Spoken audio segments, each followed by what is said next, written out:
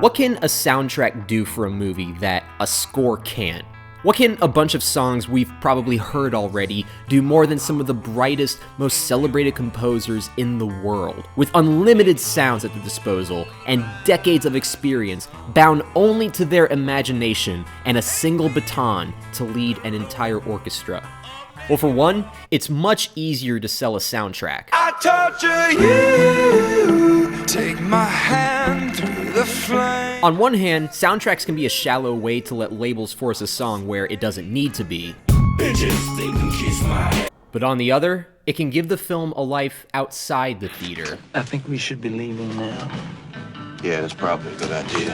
Where a score can tell us how a character feels, soundtracks tell us the world around them, thereby making it more tangible. Which is why I was actually looking forward to Suicide Squad even more than everyone else. Think of it this way.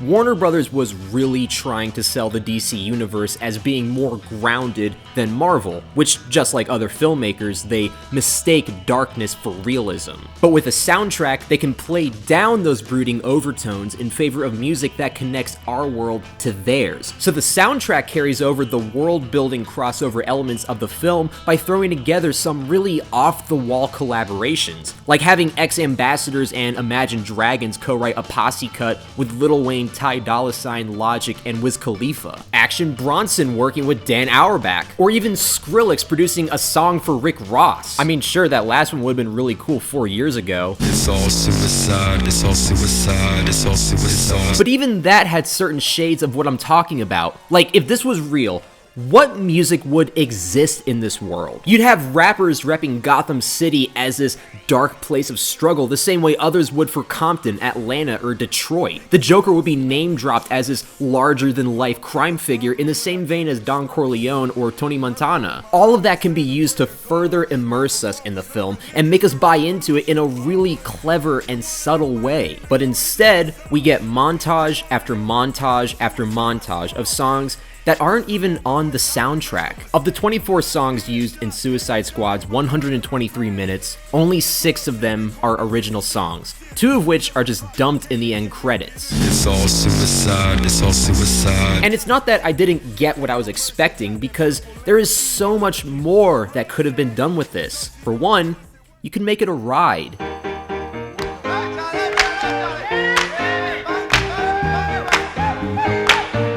Scorsese is known for having a sensational energy to drive his films, and the core of that is how he handles his music.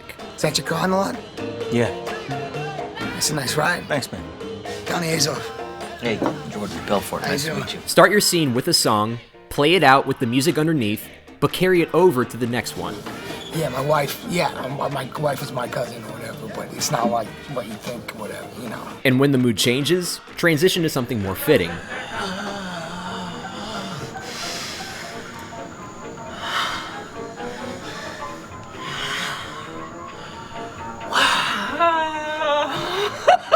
So instead of bouncing from one song to another every chance you get, he lets you feel the rhythm connecting them, so his audience is always paying attention but never gets bored. This is how he can make a movie 3 hours long but feel like 2.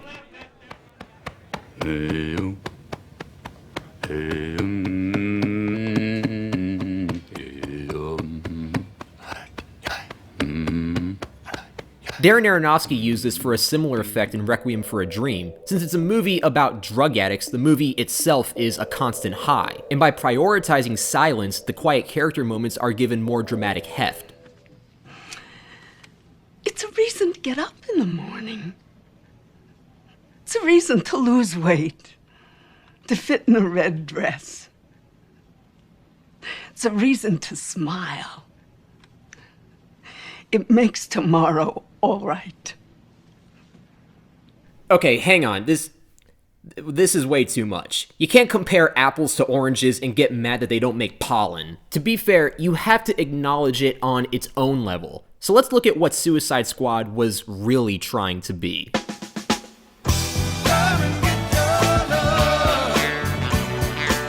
Before you yell at me, let's get this straight for a minute. It's a comic book movie about a team of misfits saving the world with characters we're not familiar with, marketing the hell out of its soundtrack, and released the first Friday of August. It's Guardians of the Galaxy. And the one level Suicide Squad seems to play with is using the music to juxtapose its characters with the world around them. Who are you? Stand by. Army device. I don't know who you are. Device arm. Hey, I'm talking to you. Hey, I'm talking to you. Injection successful. Except, it's never consistent. Anybody who touches me is dead. Anybody who Lady. Hey. Hi, miss. Location verified. Next. Are you deaf? You one of them deaf hoes. In Guardians, the 70s pop music takes the more outlandish aspects of the story and makes them more familiar while still highlighting that caught between two worlds contrast. But all of this falls under the most important part of having a soundtrack. It uses the world it presents to immerse us in our character. Star-Lord is the only person from Earth in the entire film, and with his mixtape, they humanize him by playing off our nostalgia. He's heard these songs just as much as we have in our everyday lives, but they're remnants of a world he doesn't know anymore. The music has meaning to us because it has meaning to him. Hey, put that away. Hey!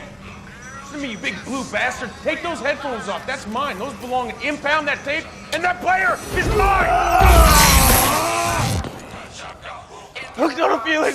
Blue Swede, 1973. That song belongs to me!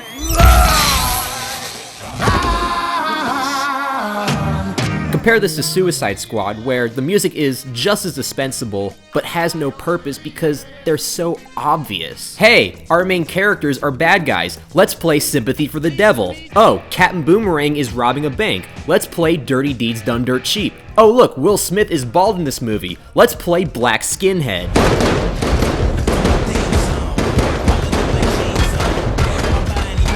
It's all suicide, it's all suicide. And that is why, despite the many problems there are in Suicide Squad, the tone, the story arcs, the lack of focus, editing, pacing, structure, you know, stuff a filmmaker gives a shit about, but not a studio. In the face of all of those and much more, the one thing I absolutely could not forgive was that basic lack of a connection. The music and the movie never work together to reach the same goal. They're two separate entities. They even went out of their way to get Panic at the Disco to record their cover of Queen's Bohemian Rhapsody, only to end up using the original.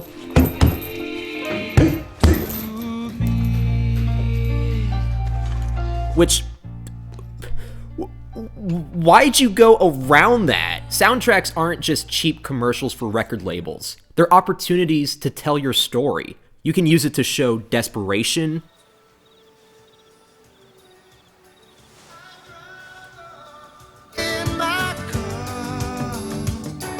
to create suspense,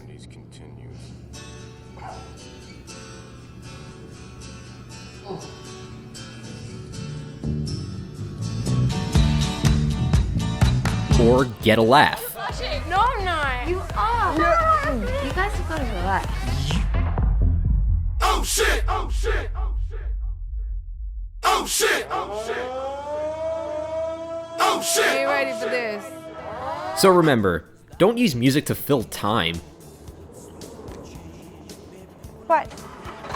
Make it say something you couldn't with even the best actors. Make it memorable. Make it have a life for when you leave the theater.